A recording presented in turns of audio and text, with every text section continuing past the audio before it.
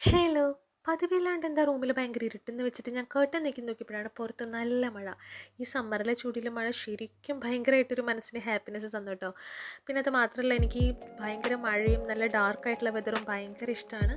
ഞാൻ ആലോചിക്കായിരുന്നു എന്നാണ് ഞാൻ ഇതിന് മുന്നേ ലാസ്റ്റായിട്ട് മഴ കണ്ടതെന്ന് ഇങ്ങനെ ആലോചിച്ചപ്പോഴാണ് പെട്ടെന്ന് എൻ്റെ മൈൻഡ് നാട്ടിലേക്ക് ഓടിയെത്തിയത്.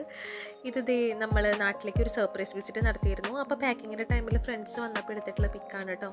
ഇപ്പോഴല്ല, 2 months ബിഫോർ ആയിരുന്നു. മെയ് 17 നമ്മൾ ആരുടെ പറയാണ്ട് പെട്ടെന്ന് ഓടി നാട്ടിലേക്ക് എത്തിയത്. അതിൻ്റെ എല്ലാ എക്സൈറ്റ്മെൻറ്റും ഉണ്ടായിരുന്നു കേട്ടോ നമുക്ക്. അപ്പം നമ്മൾ ഏകദേശം വീട് എത്താറായിട്ടുണ്ട്. ഫസ്റ്റ് ഷിബിഞ്ഞാൻ്റെ വീട്ടിലേക്കാണ് പോണേ. അപ്പം നമുക്ക് എന്താവുന്ന കാണാം. ഇത് ഗേറ്റൊക്കെ തുറന്നിട്ടിട്ടുണ്ട്.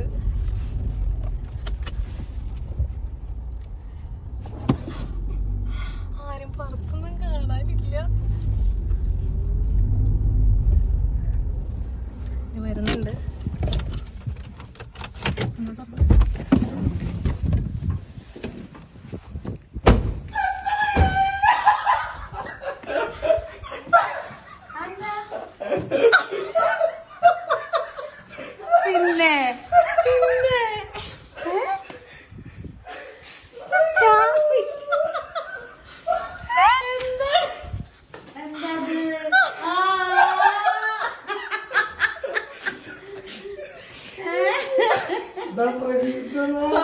പിന്നെ അതല്ലേ വീഡിയോ എടുക്കണേ.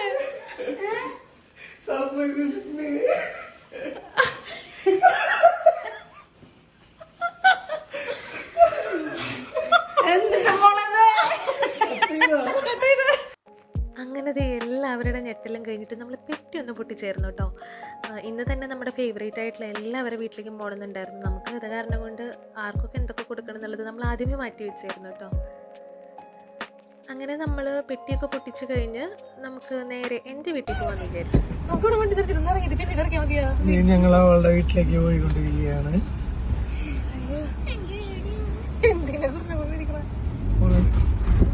ഫോണടിക്കട്ടെ? ഫോണടിക്കട്ടെ?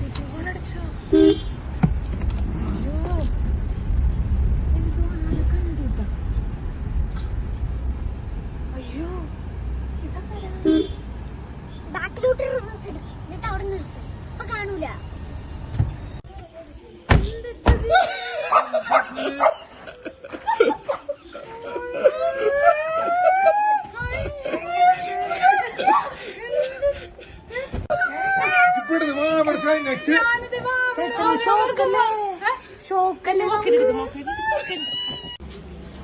അടുത്ത ഷോപ്പ്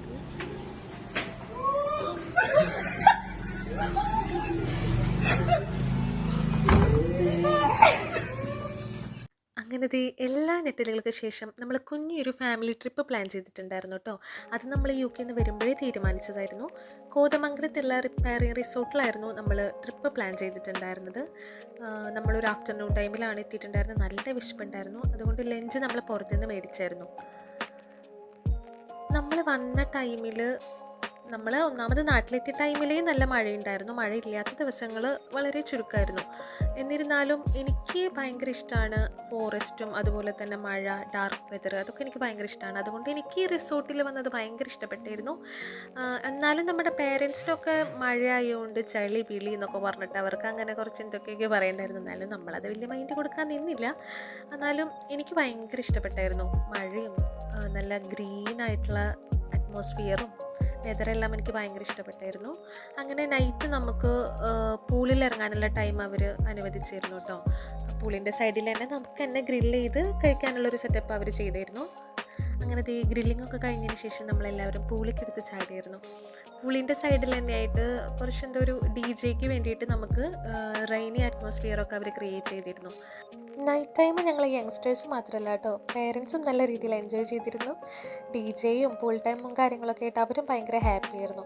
എനിക്ക് തോന്നുന്നു അവരുടെ ലൈഫിലൊക്കെ ഒരു ഫസ്റ്റ് ടൈം ആയിരിക്കും ഇങ്ങനെയുള്ളൊരു മൊമെൻറ്റ്. ഈ ഒരു മൊമെൻറ്റിൽ എനിക്കൊരു ഭാഗമാവാൻ പറ്റിയതിൽ ഞാൻ ഭയങ്കര ഹാപ്പിയാണ്. अगर आपके साथ भी ऐसा ही होता है तो एक सोल्यूशन है जिससे सब स्मूथ हो सकता है. ऊबर से राइड रिक्वेस्ट करना इज सो इजी. അങ്ങനെ ദേ നമ്മുടെ പൂൾ ടൈമൊക്കെ കഴിഞ്ഞിട്ട് നമ്മളെല്ലാവരും ഡിന്നറിന് ഇരുന്നിരുന്നു കേട്ടോ. പിറ്റേ ദിവസം ഒരു ചെറിയൊരു സർപ്രൈസ് ഉണ്ടായിരുന്നു.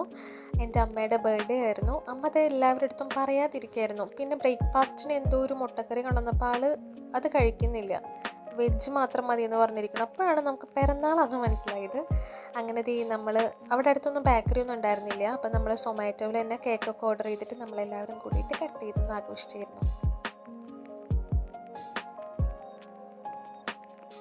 റിപ്പയറിയൻ റിസോർട്ടിൻ്റെ തൊട്ടടുത്ത് തന്നെയാണ് കേട്ടോ ഭൂതത്താങ്കിട്ട് ഡാം.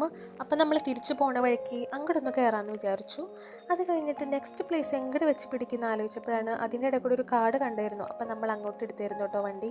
പേരൻസൊക്കെ ഭയങ്കര പേടിച്ചിട്ടിരിക്കുന്നുണ്ടായിരുന്നു. ഒന്നാമത് അവർക്ക് ഈ കാട്ടിൽ കൂടെ പോയിട്ട് വലിയ ശീലമില്ല. പിന്നെ പോണ വഴിക്ക് ആനപ്പിണ്ടം കണ്ടായിരുന്നു.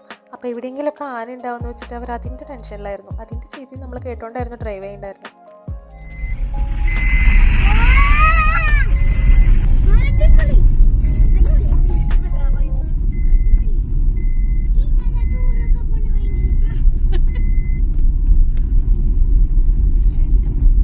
അങ്ങനെ കാട് ഒരുപാട് കടന്നിട്ട് വെള്ളച്ചാട്ടവും അരുവിയും കൂടിയിട്ടുള്ള ഒരു സ്ഥലത്താട്ടോ നമ്മൾ എത്തിയിട്ടുണ്ടായിരുന്നത്.